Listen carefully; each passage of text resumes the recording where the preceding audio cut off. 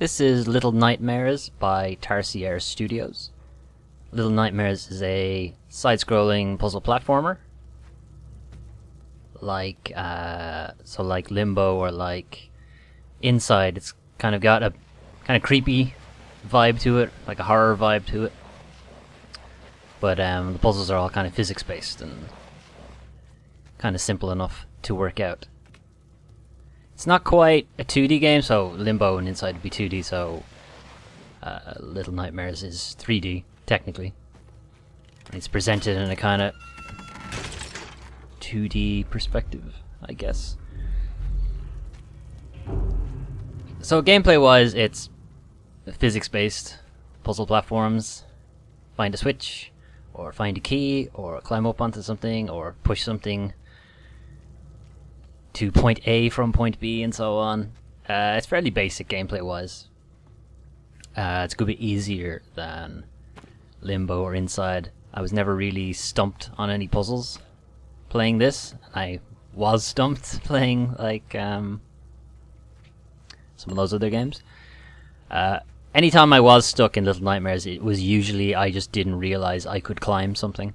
I didn't recognize that it was climbable, like the shelving units there. The last bit, it's not always obvious. I missed the collectible in the last area, so I was trying to get back through that door, but no dice. I'm stuck in here now. Anyway, so gameplay-wise, fairly simple. Nothing really massive to talk about. The real draw in the game is its presentation. Its style. So it kind of reminds me of, I think I said this in a video before, it kind of reminds me of Tim Burton's stop motion films like they call it Nightmare Before Christmas or Corpse Bride or Coraline, even though that wasn't Tim Burton, but it's the same kind of style, and I really dig it.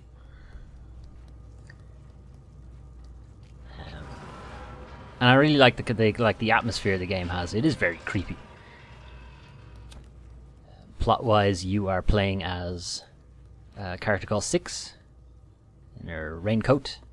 I believe it's female, anyway. And you are in this area called the Mall, which appears to be some kind of resort for creepy people. And you're kind of sick of it, and you just want to get out. And that's what you're doing. So we worked our way up from dungeons or prison or cells, whatever you want to call it. That was the first area. This is the second area of the game. So we're in the janitor's quarters. And you basically make your way up through various areas of the mall and eventually you escape. At least that's the idea. So even telling you all that, the game doesn't tell you. All the information I just relayed to you, the game never tells you anything. I didn't know what my character's name was. I didn't know what the area was called. I didn't really know what we were doing. I mean, you start the game kind of just in a room and just walking, just interacting with the environment. You kind of get this sense that you're trying to escape, but you're never told anything. There's no text, there's no voice. You're just kind of inferring all these things. Which is something to be said about the gameplay, the puzzles and such as well. It's never immediately obvious what you're supposed to be doing. There's like a handful of interactables in the environment, and just from playing games in general you kind of understand what you're supposed to do, but there's a lot of ambiguity in the game design, in its presentation, in its story. If you're happy with not having all the facts, I suppose that's fine. It's fine with me. It doesn't bother me. I would like a bit more clarity on what the hell we're actually doing, but I guess that's okay. So this section, this kind of ties into the plot a little bit. Your character here is suffering because they're hungry. It was a bit before this in the game as well, where she kind of gets stopped in her tracks from the hunger and has to find something to eat. This is the second time it's happened. It kind of ties into the game's overall story, overall direction. If you say story, there's no real plot really. So the game used to be known as Hunger, or was originally announced as Hunger back in 2015 by the same studio, although they didn't have a publisher at the time. And then kind of didn't hear anything about the whole game until almost a year later, more than a year later, I think, actually. They renamed it. They renamed it to Little Nightmares, and they got their publisher. It's Namco Bandai, I think. So, obvious trap is obvious, but you have no choice. You kind of have to do this. Great. So now we're captured. Now we gotta get out again. So that's the janitor. Again, you're never told this. I had to read about this myself. Janitor's got creepy long arms.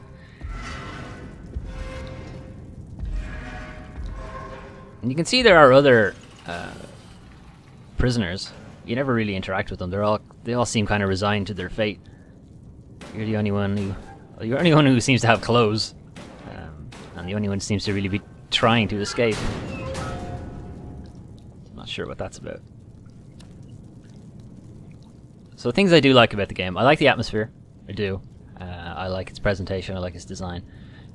The thing that I really liked is this lighting, like the lighter that Six has with her. There's some real. It just looks really nice when you're using it. It's probably not going to show up too well in this section of the game because it's fairly well lit. The earlier section of the game is quite dark, and this just really makes it look really nice. I'm looking for little collectibles around here because I know obviously I'm meant to pull that switch, but I'm just looking around to see if there's anything for me to interact with. So we came in that way. That's where the area starts. That big staircase. We had no way of getting across here, but we've managed to make our way across here now.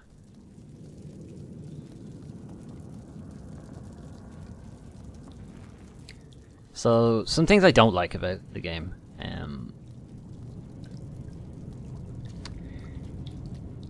So because it's kind of 3D but presented in a sort of 2D perspective, and because a lot of the interactions are physics-based, your character gets caught on the geometry a lot. The interactions are very fiddly, grabbing things.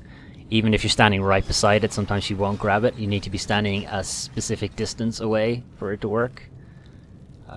Sometimes you'll walk up to something and assume you're supposed to grab it and drag it somewhere, and then it doesn't work, so you think, okay, I'm not supposed to do that. And then you're kind of fiddling around in the area, not realizing that, no, you were supposed to do that. You're just supposed to grab it at a particular spot, and it's annoying. Another thing, a lot of sections of the game involve you avoiding enemies, avoiding the janitor, for instance. There's areas later on where you have to do something similar. And this is more personal preference, but I just don't like what I'm going to call evasion horror. So things where you just have to avoid monsters like Outlast, Amnesia, the Alien game where you're hiding from the alien, can't remember what it's called. I don't like those kind of games, just personally. They just feel too basic. You know, you're just hiding from the AI, you kite the AI around objects and just walk around them. It doesn't interest me. I know it interests some people. Outlast and Amnesia obviously have good critical responses. That Alien game that I can't remember the name of, people did enjoy it. I just personally don't. And there are numerous sections where you have to do it in this game, so it kind of annoyed me. It annoys me in some way because the game seems... there's no real way to just completely avoid them. The game seems to assume that you are meant to get caught and just run away from them, and it's part of the puzzle, which I don't like. As I said before, I don't like evasion horror games in first place, but I really don't like ones where stealth is an option, but you're not rewarded for it, or rather you can't complete the puzzle completely by stealth. Like this section, I cut out all the times where I got caught. This section is the janitor is blind, and you're supposed to just walk along the areas that have cloth on them.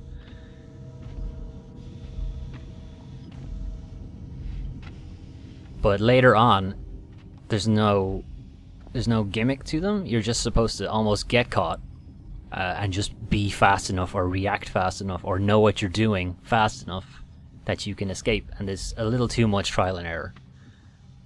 I kind of prefer to see a puzzle that's just, I know what to do and I'm just going to go do it. That might seem overly simplistic, I guess, but that's my feeling on it. I understand that that's a personal preference. That's fine. So the last thing I would have to say about it, it's quite short. And I know, and I mentioned these games already, Limbo and Inside, they are also short. The reason they might feel long is only because the puzzles themselves might be a bit obscure, or the solution to them mightn't make sense to you, so it might take you a while, but once you know the solution, you can blast through those games quite fast. The problem with this game is it has the same idea in that, you know, once you know what you're doing, you can get through it quite fast, and there's even a trophy for completing the game in under an hour. But the puzzles themselves aren't difficult, so you're not going to get stuck on them, really. Meaning, the game just seems even shorter than it would normally. And I think, like, I'd be weary about the game becoming too long, obviously, but I think it would have benefited from another section between anyone who's played the game between sections 2 and 3. I think they probably should have broke it up there, but otherwise I enjoyed it. It has a good atmosphere. The ending is quite interesting, so I would advise you to check it out. I think it's quite cheap as well. Anyway, if you like this video, you should probably like the game. You can go check it out.